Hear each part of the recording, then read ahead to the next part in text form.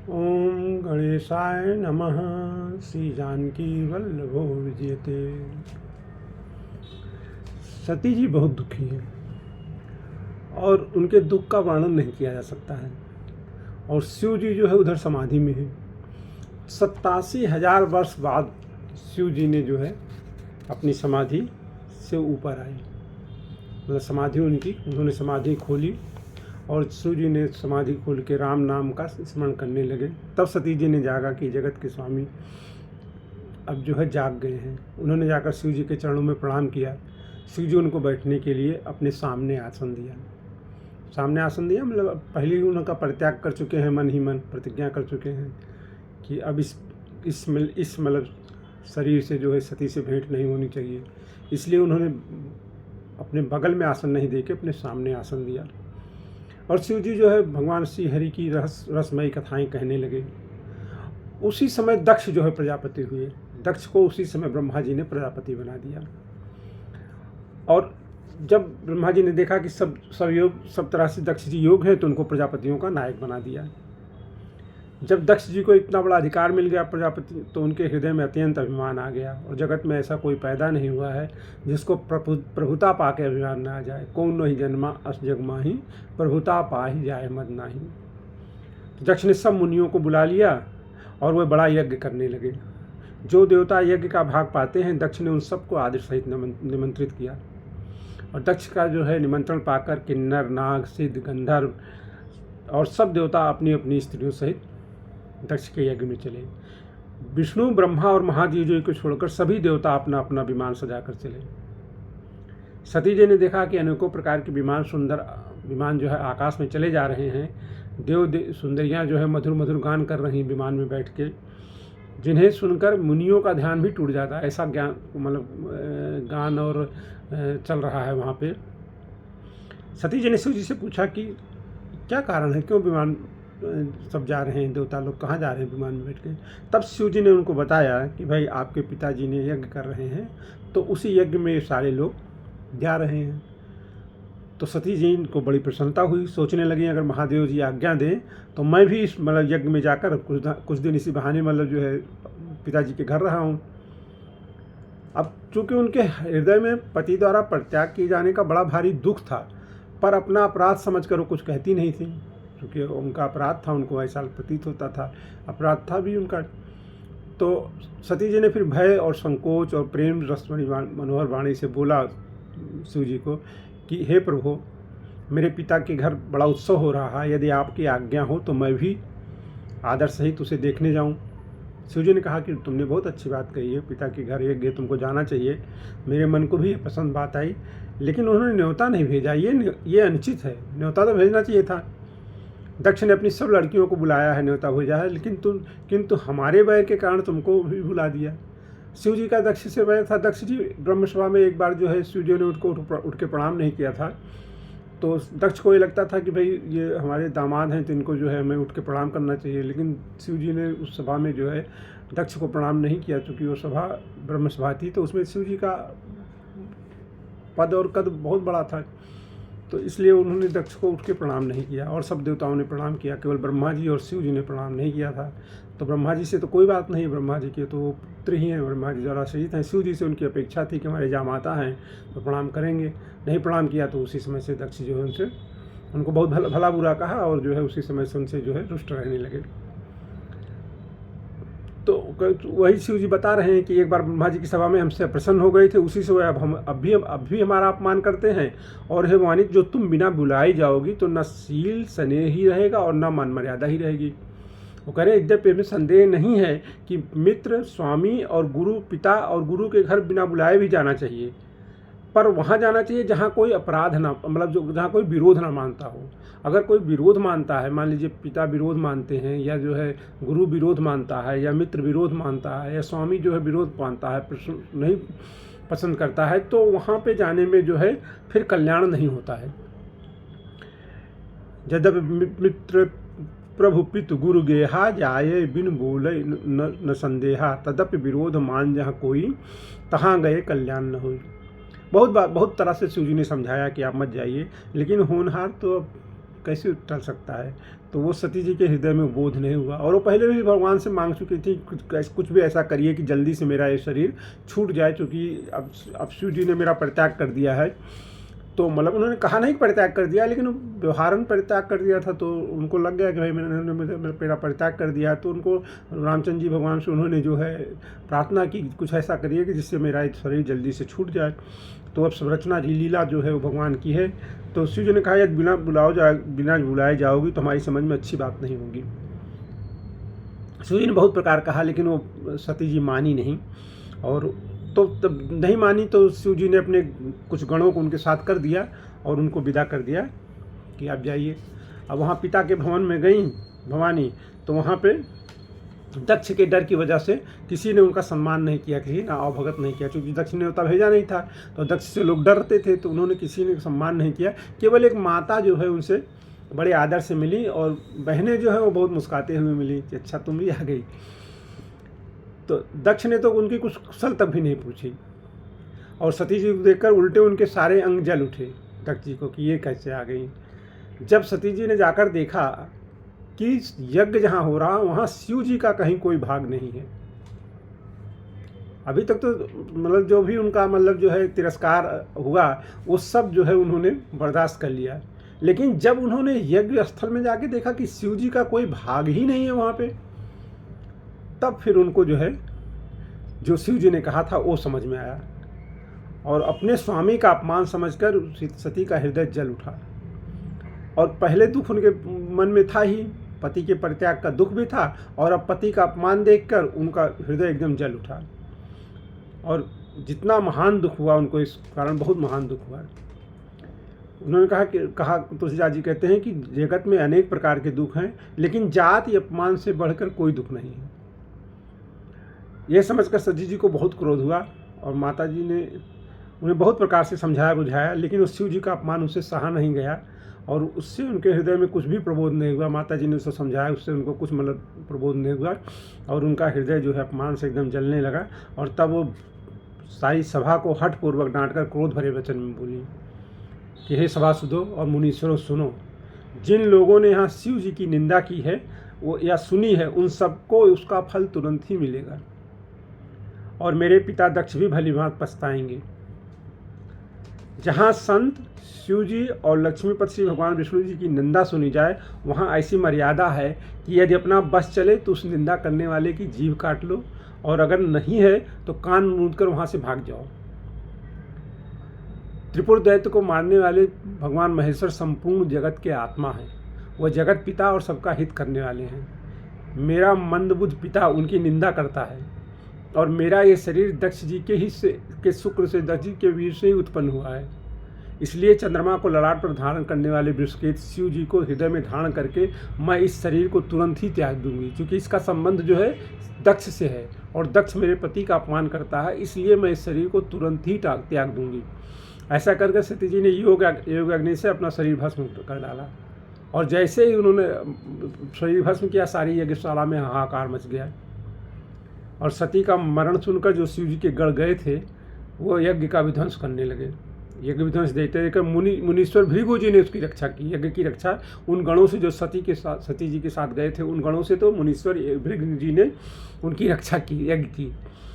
लेकिन जब ये समाचार शिव जी को मिला तो उन्होंने क्रोध करके वीरभद्र को भेज दिया कि जाके यज्ञ नष्ट कर दो।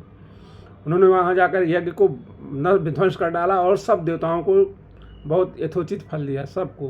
भृगु जी का भी उन्होंने वो काट दिया, दाढ़ी उखाड़ दी, कुछ ऐसा किया, मतलब भृगु जी को भी दंड दिया था। दक्ष की जगत प्रसिद्ध वही गति हुई जो शिवद्रोही को हुआ करती थी।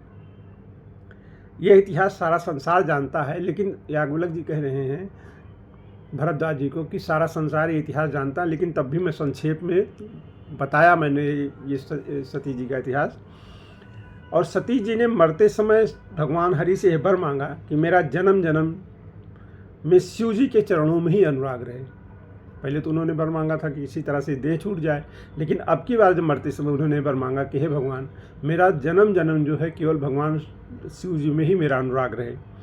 और उसके बाद वो वर के कारण वो हिमाचल के घर जो है, हिमाचल पर्वत के घर जाके वो पार्वती जी के माता पार्वती जी के शरीर से उन्होंने जन्म लिया।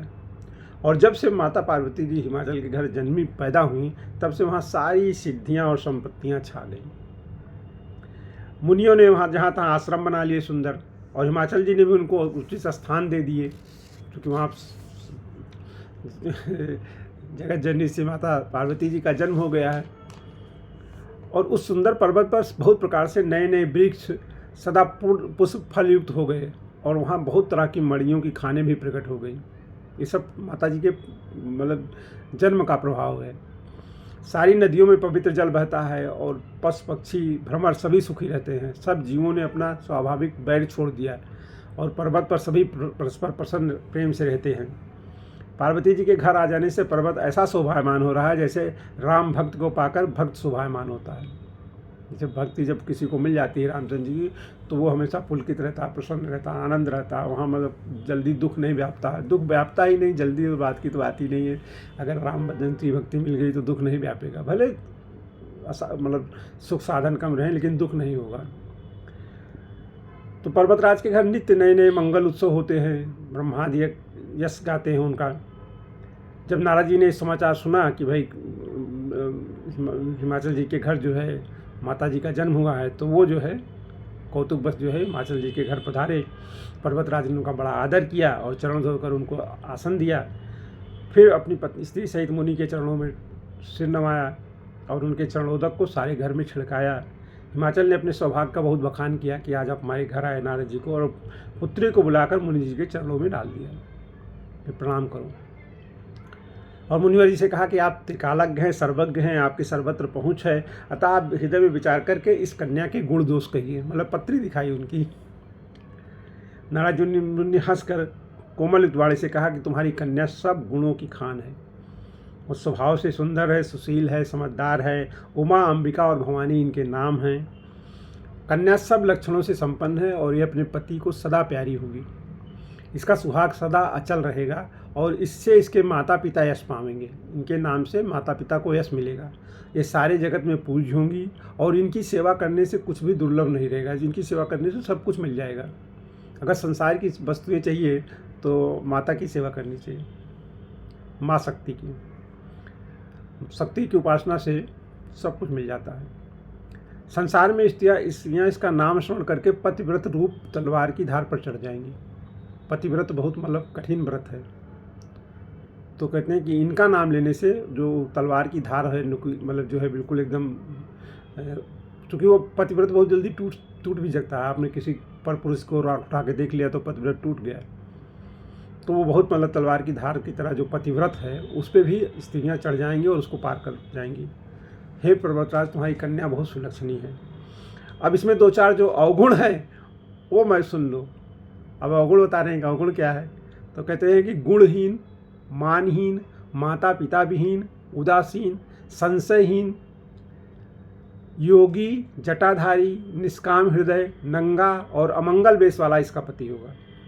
ऐसी इसके हाथ में रेखा है कि इसका पति जो होगा गुणहीन होगा, मानहीन होगा, माता पिता विहीन होगा, उदासीन होगा, संशयहीन होगा, कोई संशय उनको नहीं है, योगी होगा, जटाधारी होगा, निष्काम हृदय होगा, नंगा होगा और अमंगल वेश वाला होगा। अब नारद मुनि की वाणी सुनकर और उसको हृदय में सत्य जानकर पत्नी को बहुत दुख हुआ। हिमाचल और मैना जी को बहुत दुख हुआ कि भाई जो है ये मुनि जी जो ऐसा पति बता रहे हैं तो बड़ा कष्टकारी विषय है। लेकिन पार्वती जी को बहुत प्रसन्नता हुई, क्योंकि पार्वती जी को तो पता है पहले से। नारद जी ने भी इस रहस्य को नहीं जाना। नारद जी को भी नहीं पता चला कि पार्वती जी को ये सुन के बड़ी प्रसन्नता हुई कि मेरे पति में ये गुण होंगे, क्योंकि सबकी बाहरी दशा एक सी होने पर भीतरी समझ सबकी भिन्न भिन्न थी। नारद जी कुछ अपना अलग समझ रहे थे, हिमाचल मैना अपना अलग समझ रही थी कि वो अपने मतलब मेरे पति को मतलब मेरी बेटी को ऐसा ऐश्वर्यवान वैभवान मिलना चाहिए पति, लेकिन यहाँ तो सब उल्टा ही बता रहे हैं नारद जी। सारी सखियाँ पार्वती, पर्वत राजमान और सभी के नेत्रों में जल भरा था कि देवर्ष के वचन असत्य नहीं हो सकते हैं। पार्वती जी ने उन वचनों को हृदय में धारण कर लिया कि भाई देवर्ष नारद जी कह रहे हैं तो ये तो गलत हो ही नहीं सकता है, और उन्हें शिव जी के चरण कमलों में स्नेह उत्पन्न हुआ। परंतु मन में संदेश हुआ कि उनका तो मिलना बहुत कठिन है शिव जी का। शिव जी से मेरी शादी कैसे हो सकती है? ये सारे लक्षण तो शिव जी में है, लेकिन शिव जी से मेरी शादी हो नहीं सकती, वो तो बड़ा कठिन काम है। लेकिन उन्होंने प्रकट नहीं किया, अपने प्रेम को उन्होंने छिपा लिया और फिर किसी सखी की गोद में जाकर बैठ गईं। देवर्ष की वाणी झूठी नहीं होगी, ये सोचकर हिमाचल जी, मैना और सारी चतुर सखियां चिंता करने लगीं। फिर हृदय में धीरज पाकर पर्वतराज जी ने कहा, हे नाथ, कहिए अब इसका क्या उपाय किया जाए। आपने जो बताया है, ये गुण जो बता दिया, इसका उपाय क्या है। तो मुनीश्वर ने कहा कि हे हिमवान सुनो, विधाता ने लाट पर जो कुछ लिख दिया है उसको देवता, दानव, मनुष्य, नाग और मुनि कोई भी नहीं मिटा सकता। कह मुनि से हिमवंत सुन, जो विधि लिखा लीला। जो जब शरीर बनता है, जब शरीर का जन्म होता है, जब बनता है, तो जो कर्मों के अनुसार उसका प्रारब्ध बन जाता है, उस प्रारब्ध को तो भोगना ही पड़ेगा, उसको तो कोई मिटा ही नहीं सकता है। देव, दनुज, नर, नाग, मुनि को न मेटन हार, उसको कोई नहीं मिटा सकता है। प्रारब्ध जो हो गया वो हो गया। लेकिन मैं एक उपाय कहता हूँ, अगर देवता सहायता करें तो वो सिद्ध हो सकता है। तो उन्होंने क्या उपाय है कि जैसा मैंने ये वर का बताया है, ऐसा ही निसंदेह वर्ण मिलेगा, परंतु जो जो वर के मैंने दोष बताए हैं वो सब शिव जी में हैं। यदि शिव जी के साथ विवाह हो जाए तो उन दोषों को भी सब लोग गुण के समान ही कहेंगे। जैसे विष्णु भगवान जो है वो शेष नाग की सैया पर सोते हैं, नाग की सैया पर सोते हैं, तब भी पंडित लोग उनको कोई दोष नहीं लगाते कि नाग पे सो रहे हैं। सूर्य और अग्निदेव अच्छे बुरे सभी रसों का भक्षण करते हैं। अग्नि में कुछ भी डाल दीजिए वो जल जाएगा। ऐसे ही सूर्य की किरणें सब पे पड़ती हैं, सब चीज़ों पे, सब प्रकार की चीज़ों पर पड़ती हैं, लेकिन उनको कोई बुरा नहीं कहता। सूर्यदेव को कोई बुरा नहीं कहता, अग्निदेव को भी कोई बुरा नहीं कहता। गंगा जी में शुभ और अशुभ सभी जल बहता है, लेकिन उनको कोई अपवित्र नहीं कहता कि गंगा जी अपवित्र हो गई हैं। तो सूर्य, अग्नि और गंगा जी की भांति समर्थ को कोई दोष नहीं लगता। समर्थ को नहीं दोष गुसाई, रवि पावक सुरसरी की नाई। कोई दोष नहीं लगाता इन लोगों पे। जो समर्थ है उसके ऊपर कोई दोष नहीं लगता, कुछ भी करे चलता है। समर्थ है ना, समर्थ इस तरह से कि जो दोषों को अपने में पचा लेता है। अग्नि में आप कुछ भी डाल दीजिए सब जल जाएगा। सूर्य की किरणें सब पे पड़ती हैं, लेकिन वो सब सूख जाएगा, जहाँ जहाँ वो पड़ेंगी सब सूख जाएगा। तो ऐसे ही गंगा जी में कुछ भी डाल दीजिए सब बहा ले जाएंगी। तो ऐसे ही जो समर्थ है उसको दोष नहीं लगता, क्योंकि वो दोषों से मुक्त हो जाता है। दोष इसलिए नहीं लगता समर्थ है, इसलिए कि उसके पास इतनी ताकत है कि वो दोषों को खत्म कर देता है, समाप्त कर देता है। वो कहते हैं कि अगर मूर्ख मनुष्य ज्ञान के अभिमान से इस प्रकार हो करते हैं तो कल भर के लिए नरक में पड़ते हैं। अगर कोई मनुष्य इस तरह अभिमान करने लगे कि मैं समर्थ हूँ और मैं कुछ भी करूँ मुझे कोई पाप नहीं पड़ेगा, तो वो कल्प भर के लिए, एक कल्प के लिए नरक में पड़ते हैं। कहीं भला कहते हैं कि कहीं भला इस जीव भी ईश्वर के समान हो सकता है। परहि कल्प भर नरक मोह, जीव की इस समान। अब यही तुलसीदास जी लिखते हैं कि ईश्वर अंश जीव अविनाशी, कि इस जीव ईश्वर का ही अंश है और अविनाशी है। और यहाँ तुलसीदास जी लिख रहे हैं कि जीव की ईश समान, जीव कहीं ईश्वर के समान होता है। तो इस पे यही है कि जीव उसकी सत्ता क्षणिक है तो ईश्वर का अंश, लेकिन सत्ता नहीं है, आभासी सत्ता है। इसलिए वो ईश्वर के समान नहीं हो सकता है। भले ईश्वर का अंश है, ईश्वर से ही प्रकृति, जैसे परछाई मनुष्य से ही उत्पन्न होती है, लेकिन वो मनुष्य थोड़ी है। परछाई वो मनुष्य से उत्पन्न होती है, जैसा जैसा जिसका होगा वैसी परछाई बन जाएगी। तो चूंकि शरीर के अंदर डिवाइन एलिमेंट है, तो उस डिवाइन एलिमेंट के भारत ये जीव वो ईश्वर का अंश तो हो गया है, लेकिन ईश्वर थोड़ी हो जाएगा, क्योंकि उस ईश्वर की अनंत सत्ता है, वो सत है। जीव की सत्ता समाप्त हो जाएगी। जब भगवान अपना खेल समेट लेते हैं तो जीव की सत्ता नहीं रह जाती है, केवल कुछ सत्ताएं रह जाती हैं। ये जो जड़ हैं और कुछ अन्य रह जाते हैं, बस यही सब रह जाता है। बाकी ईश्वर की जीव की सत्ता नहीं बचती है। तो उसमें सबको निर्माण हो जाता है। जब भगवान अपना खेल समाते हैं तो सबको मोक्ष प्राप्त हो जाता है। गंगा जल से बनाई हुई मदिरा को जानकर संत लोग कभी उसका पान नहीं करते। अगर कोई मदिरा गंगा जल से बनाई जाए तो उसका पान नहीं करते हैं, लेकिन अगर मदिरा को गंगा जल में डाल दिया जाए तो फिर वो मदिरा नहीं रह जाती, वो गंगा जल हो जाती है। तो जीव और ईश्वर में ऐसा ही भेद है। शिव जी सहज ही समर्थ हैं क्योंकि भगवान हैं। इसलिए इस विवाह में सब प्रकार कल्याण है, परंतु महादेव जी की आराधना बड़ी कठिन है और फिर भी तप करने से वे बहुत जल्दी संतुष्ट हो जाते हैं। अगर तप किया जाए तो भगवान जी बहुत जल्दी संतुष्ट हो जाते हैं। अगर आपकी कन्या तप करे तो त्रिपुरारी जो है होनहार को मिटा सकते हैं। जो तप करे कुमार तुम्हारी, भावे मेट सके त्रिपुरारी। भगवान त्रिपुरारी जो हैं वो मिटा सकते हैं और इनको स्वीकार कर सकते हैं। जद्यप बर अनेक जगमाही, यही कहे शिव तज दूसर नाही। अनेक बर हैं जो जिनके अंदर ये लक्षण मिल जाएंगे, लेकिन इनके लिए शिव के सिवा दूसरा कोई बर नहीं है। क्योंकि सती है ना, पिछले जन्म में सती थी तो शिव जी की अर्धांगिनी है, तो अब इस जन्म में भी उनको शिव के अलावा दूसरा कोई वर कहाँ मिल सकता है। शिव जी वर देने वाले, शरणागतों के दुखों का नाश करने वाले, कृपा के समुद्र और सेवकों के मन को प्रसन्न करने वाले हैं। शिव जी की आराधना किए बिना करोड़ों योग और जप करने पर भी वांछित फल नहीं मिलता है। शिव जी की आराधना किए बिना करोड़ों योग कर लीजिए और जप कर लीजिए, लेकिन उसका वांछित फल नहीं मिलता है। वरदायक प्रणता रति भंजन, कृपा सिंधु सेवक मनरंजन, इच्छित फल बिन शिव और राधे, लहय न कोटि जोग कर जब साधे।